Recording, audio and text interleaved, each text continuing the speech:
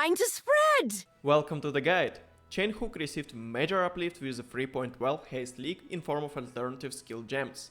Now there is a great synergy with Chains of Emancipation unique belt and Call for Steel ability granted by reworked steel skills. I personally had a lot of fun starting League with the Chain Hook and was only hindered by absence of Chains of Emancipation until the last haste bosses were enabled. I went through several iterations of cheap items and everything recorded here was an accumulated budget of around 800 Chaos Orbs. Some prices were a bit higher than usual since I started gearing up build in the first week of the haste. And before we start with the details, I want to personally thank everyone subscribed to this channel. You ladies and gents are awesome, and I will keep up producing the Path of Exile videos to the best of my ability. If you are new and want to be updated, hit like, smash the subscribe button for more videos in the future. And let's understand the Chain Hook itself. First of all, it requires one-handed mace, scepter, sword or big axe. It will be heavily reliant on the rage mechanic and will gain 1 radius per 5 rage and will generate 1 rage when we hit with this skill, and unfortunately it most likely capped for 1 rage per 1 second as a lot of other abilities do. And of course we will be using the anomalous version of it, and it alone will gain plus 4 radius. And also the rage itself on our build cap of 60 will gain 60% attack damage, 30% attack speed, 12% movement speed, and the Chain Hook will generate the plus 12 attack radius. Let's understand the main mechanic to generate rage on this build, and it would be the new unique item of Chains of Emancipation. First idea behind the Chains of Emancipation that when enemy hits you, they will inflict the temporal chains, and when you lose temporal chains, you will gain maximum rage. Pretty simple. Of course, you will be also immune to the curses while you have at least 25 rage, so most of the time you will be immune to the curses. So the question is how we actually will deal with the temporal chains, and there are several ways. First way is by using the flasks of warding or maybe Kayara Determination unique flask. The second one is the mana flask and cursed concoction notable, but most likely this is not really viable. And the third and simple solution is by naturally gaining 25 rage from the Chain Hook, or maybe from the rage supporting the Chain Hook as well. And of course the last option that I actually used in this build heavily is from the Consecrated Ground created by Holy Flame Totem. And here we go with the Chains of Emancipation demonstration, rather simple. So we been struck by the enemies and we granted the temporal chains.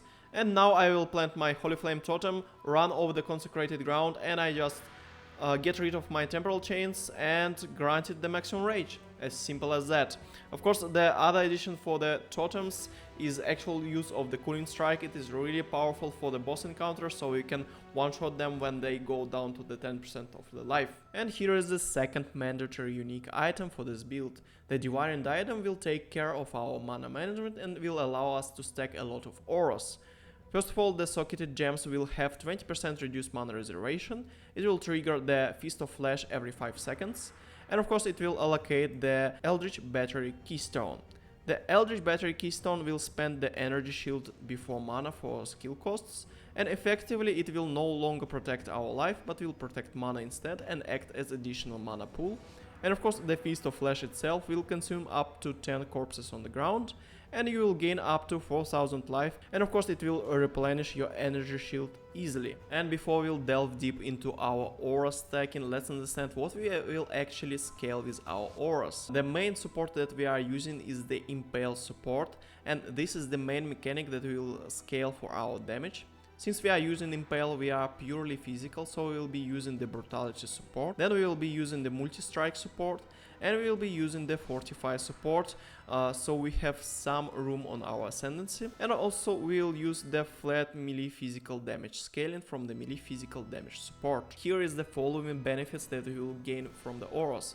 First of all, of course, the Pride is the best in slot melee physical damage scaling aura in the game. Then there are 2 auras that works with the Blood Stance and Sand Stance. There are of course Blood and Sand and the Flesh and Stone. For the Blood Stance and the Sand Stance you will gain the following benefits. The nearby enemies will be blinded while you're in the Sand Stance, and the enemies that are not nearby will deal 11% less damage. And generally you will have more area of effect while in Sand Stance and more damage in the Blood Stance. So we also will allocate the 2 passive on the tree, the versatile stance notable and 1 small passive, and they will together grant us 45 increased damage while in blood stance and 25% increased area of effect while in sand stance. Also, we will gain 10% attack speed if you change stance recently, and recently stands for the last 4 seconds, of course. Also, the quality from the Divergent Flesh and Stone will grant us 20% increased damage when you change stance recently as well. So, several notes for our other auras.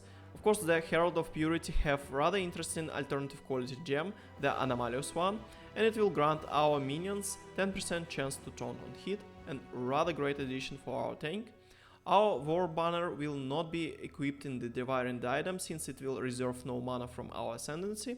And of course, since Precision is reserving only flat mana instead of percent mana, we'll be equipping it into our ring or maybe other simple single slot. And of course, it is actually simple to get almost 100% chance to hit, which is rather important for any melee physical build. And of course, speaking of our Ascendancy, we are the champion, and because we are champion, it is simple to go for the Impale stacking. We are going for the sweet Impale buffs with the Impales that we inflict last 2 additional hits. Of course, we will have 20% increased chance to impale from our attacks, and after that we will go for the Fortify buffs.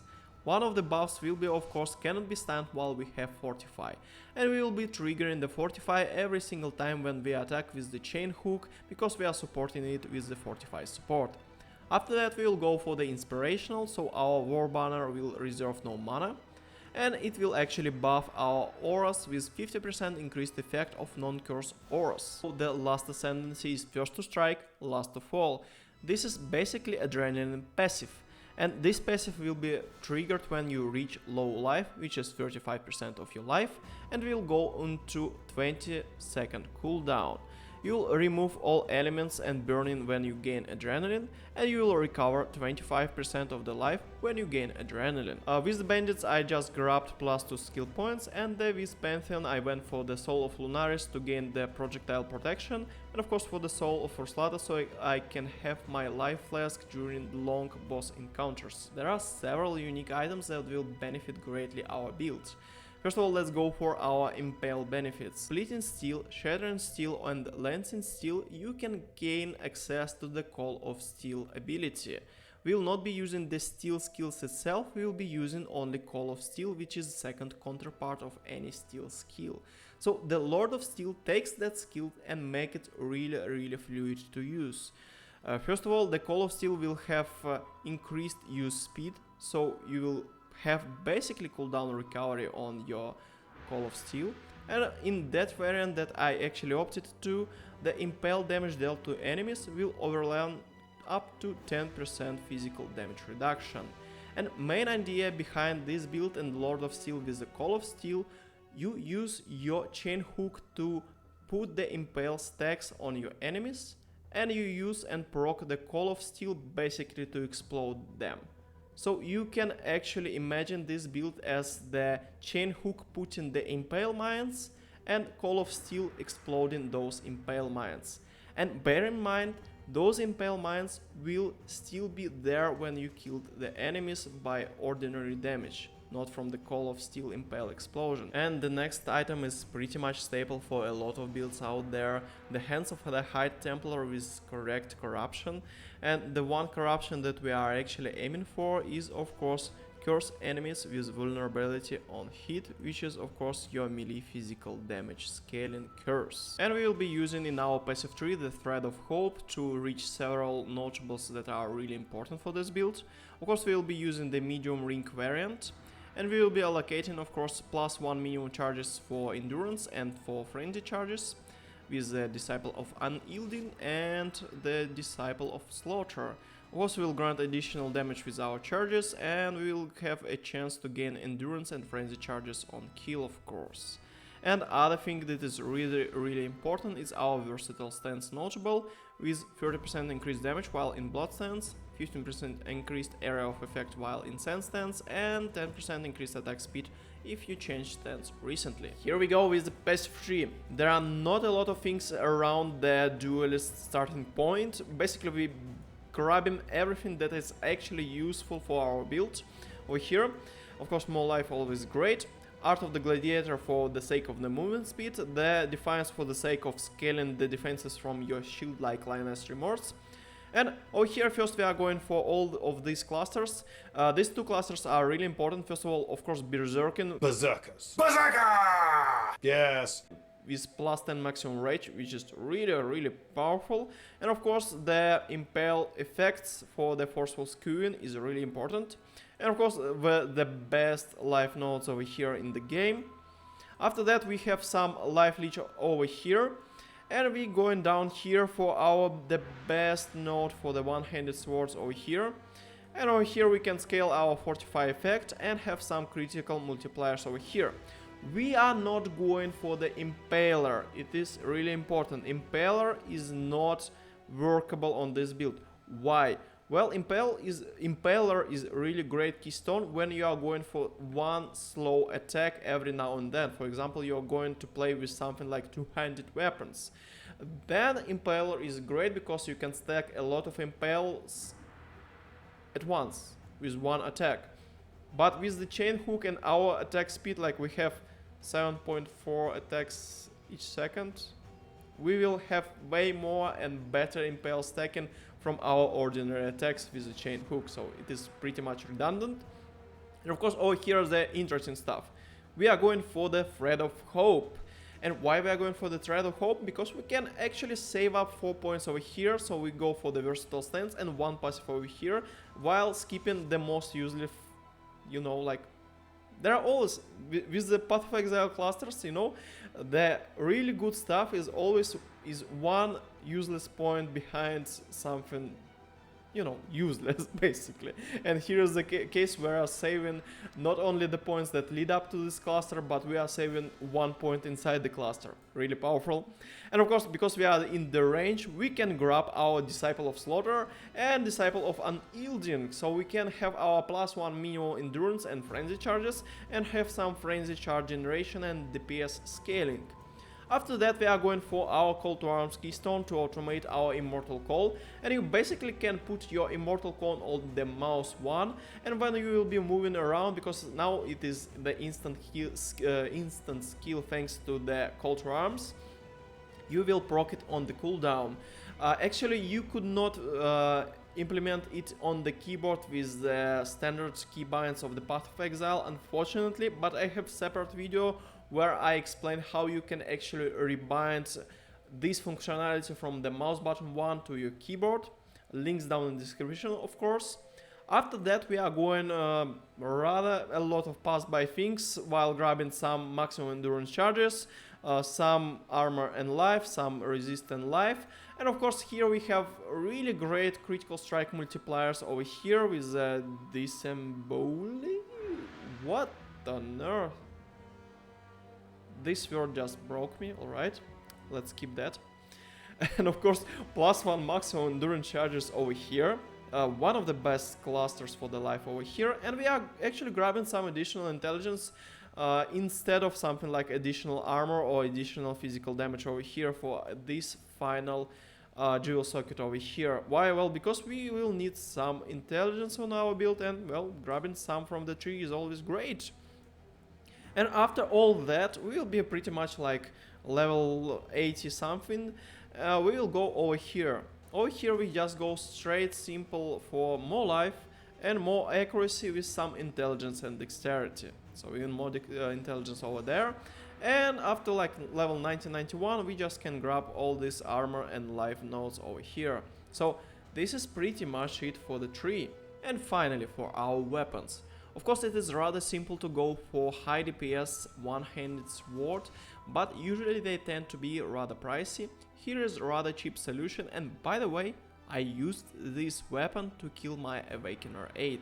So Unmites starts with a rather mediocre roll on rather cheap price of like 2C, and go a bit higher when you go for the high rolls and the Beast Corruption of +30% quality. The main idea behind this blade is -1 to maximum frenzy charges, 10% increased area of effect, and of course you will gain additional accuracy rating while you at maximum frenzy charges, And of course now for the alternative for the Unsmite, the Savior Legion Sword. This unique item can be a bit pricey on the league start, and I generally run into some FPS issues with my system, so I just tried it out and sold my, but actually it can be viable for your playstyle. Of course it will trigger level 20 reflection, and each reflection the Mirage Savior will deal 50% less damage than your base, and basically you will be reliant on the minion AI for the damage, for the additional damage from the reflections, but the upside that you will have a lot more of the area of effect, so you will be clearing more effectively. And since we are melee physical damage based, we will be using the Lion's Roar Granite Flask for more melee physical damage, of course. And after that we will be using the Watcher's Eye unique jewel, and there are several modifiers that are corresponding to our auras. The more cheapest one are for the precision, of course, the increased attack speed while affected by precision. This is the exactly one that I actually used for every single recording in this video. And the more expensive is, of course, the impales that you inflict last 2 additional hits while using Pride. And of course, if you do not want to spend a lot of currency on the rare shields with rather great rolls, here's the Lion's Eye Remorse. This unique item have the best life roll in the game. And of course, here is our main utility spells and skills. We see berserkers. Berserker! The Berserk is really important because, well, we have Rage and do not have real way to spend it, otherwise like to have the permanent buffs. But with the Berserk we can have actually a lot of additional stuff. First of all, we deal more damage, more attack speed, more movement speed and less damage taken, which is really important from our Berserk when it's active. But when it's active we actually will lose 5 rage every second, and each second 20% of more rage will be lost than previous one. And now the second spell utility, the Blood Rage. This is a rather self-sustaining spell because you need to cast it once during the map. It will be self-sustaining when you kill enemies, and of course you will grant the increased attack speed, and you will have the 25% chance to gain frenzy charges on kill. For the unique enemies actually you can go for the anomalous alternative quality, and you will have a chance to gain frenzy charge when you hit a unique enemy, and it is really great damage performance buff for your builds. And next important utility skill is the Enduring Cry. This Warcry was nerfed recently in 3.12, now it have a rather big cooldown of 8 seconds, but we will combat that quite a bit. Of course you will grant the endurance charges when you Warcry near the enemies, and you will regenerate some life or 1 second. And of course you will be anointing our amulet with the escalation, and this notable will grant increased Warcry cooldown recovery. And of course it will recover some life when you use your Warcries, and will increase damage recently when you use your Warcry. To combat your cooldown of your Enduring Cry, we will be using the support of the Second Wind, and it will synergize quite well with our dash movement skill, the Enduring Cry, and our Berserk. Berserker. Now for our cast when damage taken setup. Since we are using the endurance charge and have a lot of ways to generate them, we'll be using the Immortal Call with a level 1 cast when damage taken. After that we will be having the second cast when damage taken setup with a level 20 cast when damage taken, and we will be using the Anomalous Summon Golem to grant us the following buffs with the 20 to 30% increased critical strike chance, and the Golem will grant actually the increased accuracy, and if you opt to the Anomalous version of the Summon Ice Golem, it will be actually have the increased buff effect of a buff. And the next one, of course, the Void Sphere, rather straightforward. You take some damage and the Void Sphere popped up and just crowd control the enemies. So here's several tips for your gearing puzzle. First of all, your attributes requirements are for dexterity 155 and 212 if you are going for the rare physical foils. The required intelligence is 113 for your Devouring Diadem, and your flat dexterity from 3 is only 93, and flat intelligence is only 64. So you will need to have at least 62 dexterity from 2 suffixes if you are going for the Unmites. And if you are going for the rare foil, you will need to have at least 99 dexterity from 2 suffixes, which of course implies that you need to have at least 49.5 on each of them. And 49 intelligence is rather simply to hit with 1 amulet suffix plus implicit from the turquoise amulet or lapis amulet, for example. Your mandatory bench crafts, yes, they are mandatory, and there is the suffix on the body armor, and it will regenerate from 60 to 120 of energy shield per second while rare or unique enemies nearby. And this is really important because, well, Chain Hook will have a lot of attack speed and will chew from your energy shield like really fast, and on general map clear you will not notice that, but on really fat single targets, yes, you'll run out from your energy shield, so you need to have some way to replenish it. And here is a rather handy spreadsheet that I made about the resistances and the suffixes available. So I will not vocalize it, just pause the video and examine it. Here I just mention what resistances, where you need and to what extent. And of course here is the spreadsheet with your prefix and flask requirements. Rather simple, just pause the video to examine that. Nothing really special about that. Good find, Exile. More, Exile. Go find more.